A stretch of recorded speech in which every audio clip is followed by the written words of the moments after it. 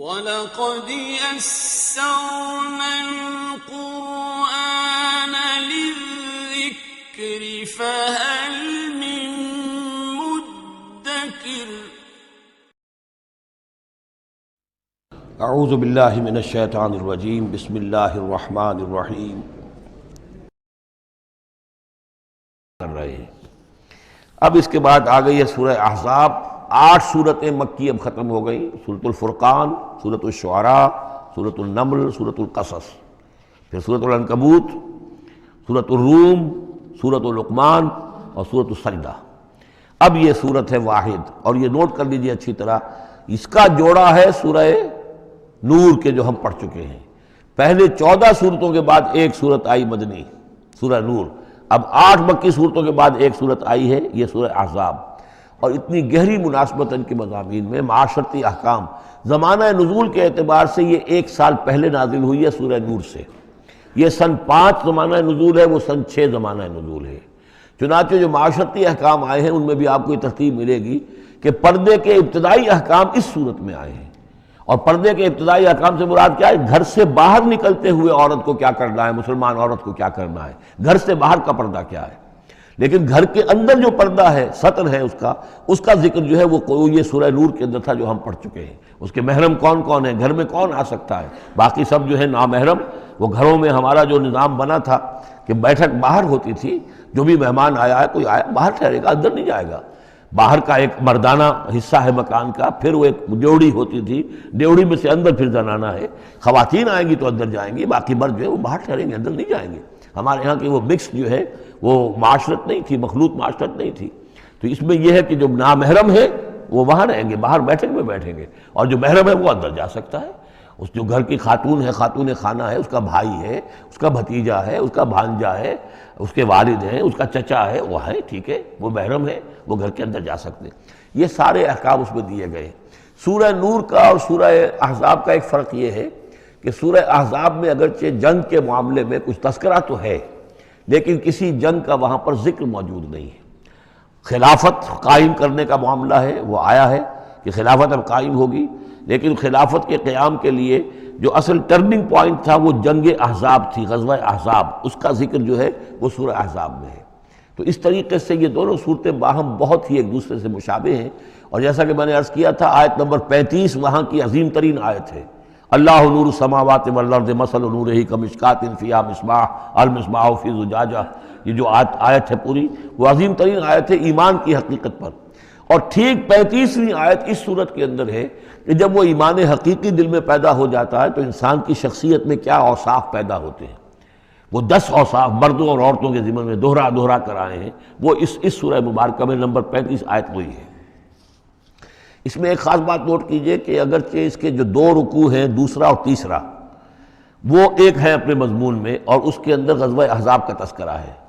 پہلا رکوع جو ہے وہ پھر چوتھے کے ساتھ جا کر ملے گا، جیسے کہ ہم نے دیکھا تھا سورہ توبہ کے اندر بھی کہ پہلا رکوع پھر چوتھے کے ساتھ جا کر ملتا تھا، اس کے مضامین جو ہے اس کے ساتھ ملتے تھے۔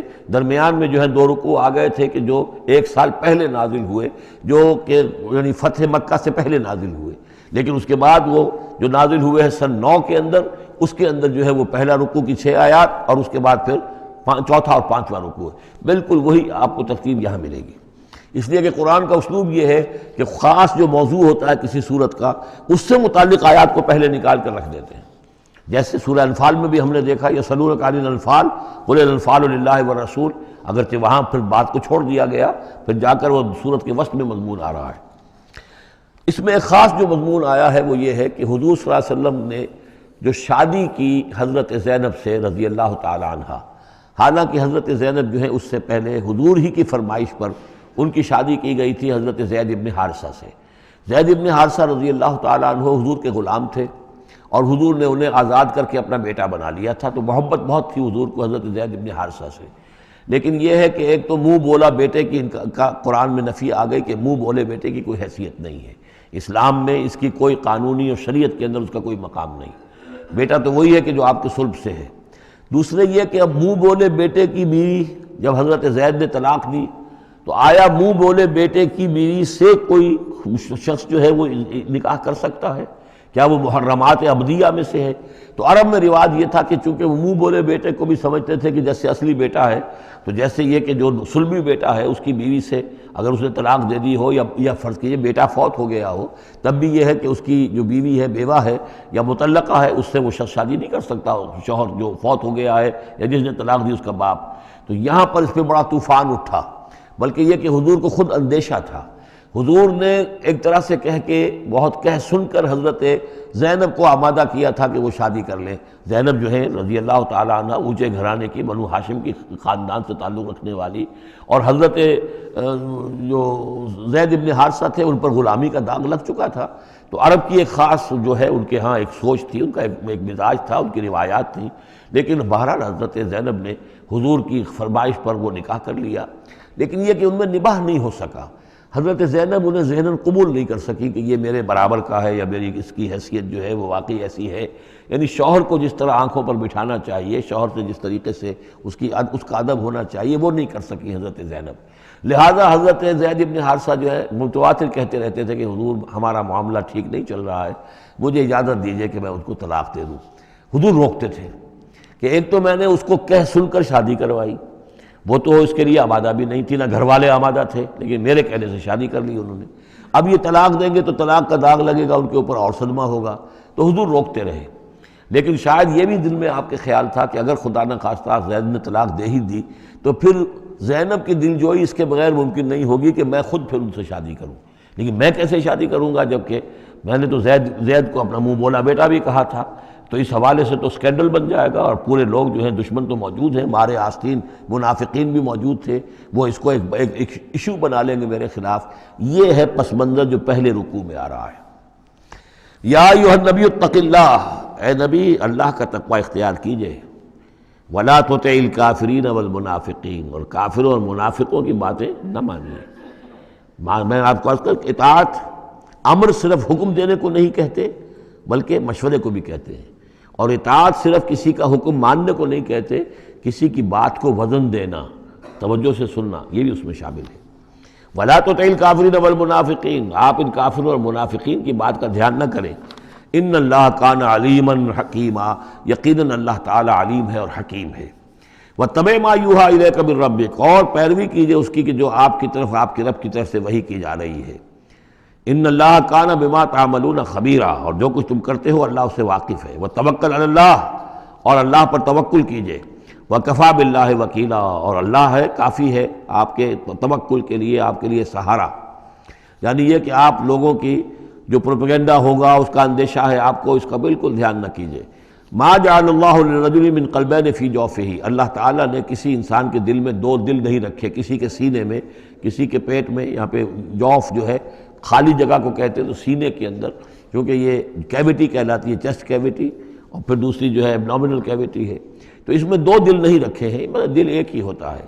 اسی طریقے سے گویا کہ بات کہی جا رہی ہے، کہنے کو تو ہم کہہ دیتے ہیں کہ دل جو ہے، اور ہمارے دل یکجا ہو گئے ہیں، دل سے دل مل گیا، لیتا تو دل ہی رہتا، ایک ہی رہتا ہے انسان کا اپنا دل۔